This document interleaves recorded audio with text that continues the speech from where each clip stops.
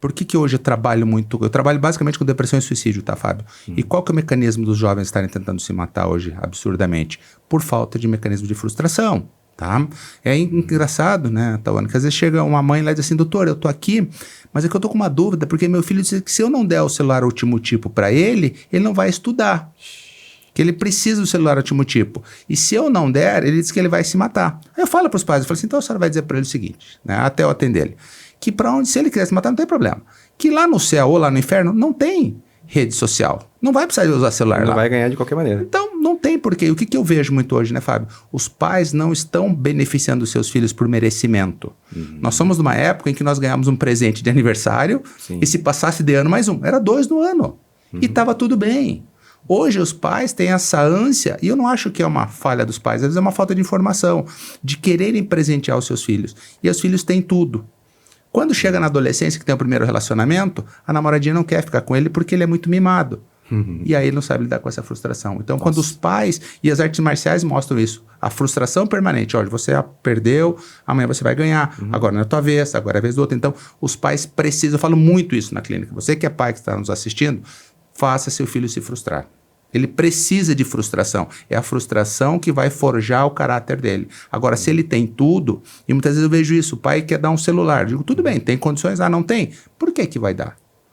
Ah, daqui a pouco ele quer um carro importado. Vocês têm condições? Não. Ah, ele vai se frustrar igual. Mas faz se frustrar agora. Eu ouvi uma frase, eu não sei se essa frase é da autoria do Wendel Carvalho, mas eu ouvi ele falando que é dificulte a vida dos seus filhos. Sim, também é jiu-jiteiro. Faixa marrom. É, né? O Wendel Carvalho, jiu-jiteiro. E engraçado que esse perfil, né, geralmente com um pensamento mais ou menos nessa linha de respeitar hierarquias, né, de meritocracia, o jiu-jitsu transita bem, né, nesse público, fantástico. Né? Você veja, o privilégio... Não só o jiu-jitsu, né? Eu acho que a maioria das artes, né? O privilégio que nós temos, né?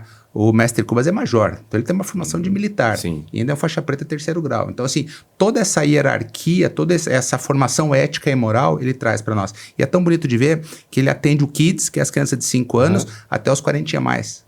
Com os mais 50 anos. Então, todos eles aprendem ética, moral e hierarquia. Então, o quanto é importante no mundo que nós vivemos hoje, porque está assim, né, Fábio?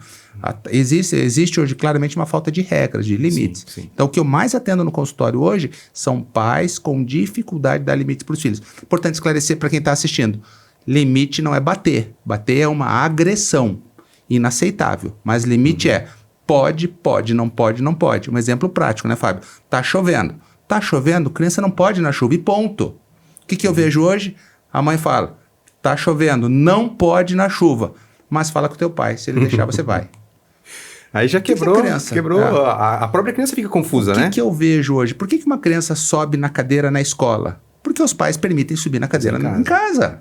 Se o pai ensinar, a cadeira é para sentar, não é para subir, ele não vai na escola subir na cadeira. Aí o que acaba acontecendo? Ele sobe na cadeira em casa, chega na escola, a professora vai dar o limite. Como é que não pode se na minha casa pode? Então veja a importância que os pais são como modelo e o quanto eles precisam dar esse limite para os filhos diariamente. Muito bom, muito bom. Acho que a gente pode já até entrar um pouquinho mais a fundo agora na área aí mais específica, que esse assunto tá muito bom, mas nós temos aqui um compromisso aí com o doutor, até pela especialização e, né, pela formação na área da psiquiatria, para entender um pouco mais, né, sobre essas questões mentais, né, sobre esses hormônios, enfim, comportamento do cérebro aí. Inclusive, uma época, não sei se você usa ainda, doutor, se intitulava como o alfaiate da mente, é isso? Ainda estou lá nas redes sociais. Usa isso ainda? E por que o alfaiate da mente? Justamente porque eu aprendi, nesses meus 24 anos de profissão, o quanto eu preciso fazer tratamentos personalizados, né? Quando que você vai no alfaiate? Não foi para uma ocasião especial e você quer que ele faça uma coisa para você. Então, eu sempre tento trazer os tratamentos o mais personalizados possível, né? Porque eu tenho 2 concorrentes e a Tauana conhece meus concorrentes. E esses me judiam, viu, Fábio? Um é o tratamento da comadre e outro o tratamento da vizinha. Esses 2 concorrentes me derrubam.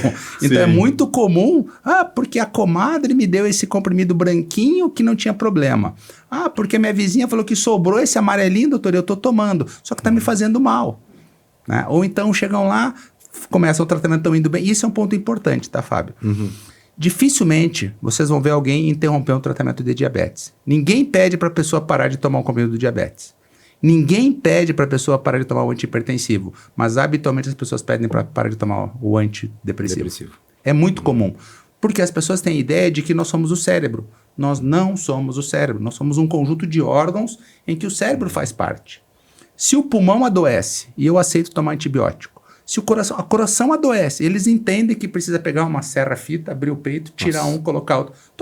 Por que o cérebro não pode adoecer? E um ponto, o cérebro já adoece mais que coração e que pulmão juntos. Então, por isso que é importante as pessoas compreenderem que antidepressivo tem tempo de uso. Não pode se interromper, porque eu estou oferecendo ao cérebro uma carência que ele tem, provavelmente de neurotransmissor, que pode ser a serotonina, que pode ser a dopamina, que pode ser a noradrenalina. Eu preciso de um prazo para estabilizar esses neurotransmissores. Quando eu interrompo abruptamente, o que acaba acontecendo? Ele baixa mais rápido. Aí o risco da depressão é maior e aumenta o risco de suicídio. Aí quando a gente fala, por exemplo, essas questões que o cérebro, às vezes está faltando algum nutriente, algum hormônio, alguma coisa nesse sentido, a medicação entra para dar uma estabilizada e colocar a pessoa com os pés no chão. Seria mais ou menos essa a linha? Para quem está em casa nos assistindo, então assim, como que eu faço um diagnóstico de depressão? Ou a pessoa vai ter, muitas vezes, um fator genético. Eu tenho um histórico familiar do meu avô que tinha um quadro depressivo. Então, eu tenho uma predisposição genética, assim como no câncer de mama. Minha avó tinha câncer de mama, conforme meus hábitos de vida, eu posso ter câncer de mama no caso das mulheres. Conforme os estressores ambientais, eles vão impactando, e nós vivemos hoje com um mundo em que você não pode mais ser bom, você tem que ser ótimo, então há uma cobrança muito grande. Isso começa a bloquear a produção de neurotransmissores, que são substâncias que trazem o bem-estar. Quando começa a reduzir esses neurotransmissores e habitualmente a serotonina, o que eu acabo tendo? Uma mudança de comportamento. Por isso que num primeiro momento, quando um quadro depressivo é grave, eu sempre uso o termo para os pacientes compreenderem, que é como se o cérebro estivesse com febre. A depressão é uma febre, então por isso que eu não consigo ter uma produtividade boa, tomar decisões com segurança, porque eu estou com febre, eu estou adoecido. Tanto que tem uma leitura até que trazem a depressão como uma inflamação.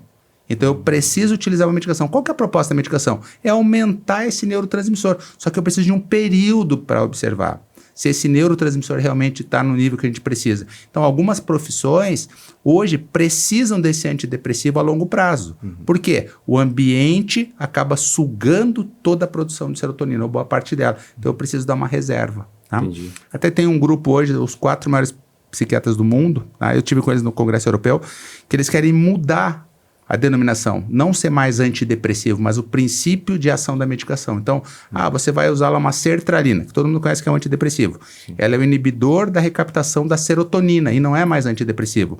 Por quê? A sertralina serve para ansiedade, serve para depressão, serve para quadros de também, alguns quadros de enurese, alguns quadros de depressão pós-parto. Então, ela tem várias indicações, e não apenas na depressão. E aí pode ser que as pessoas comecem a diminuir o estigma e preconceito com a psiquiatria. Que vem esse estigma e preconceito de Hollywood. As pessoas olham a psiquiatria pelo olhar de Hollywood. O insano, o louco, o psicopata. Mas quando as pessoas compreendem que o cérebro adoece, fica mais fácil entender que ela vai usar um inibidor da recaptação da serotonina.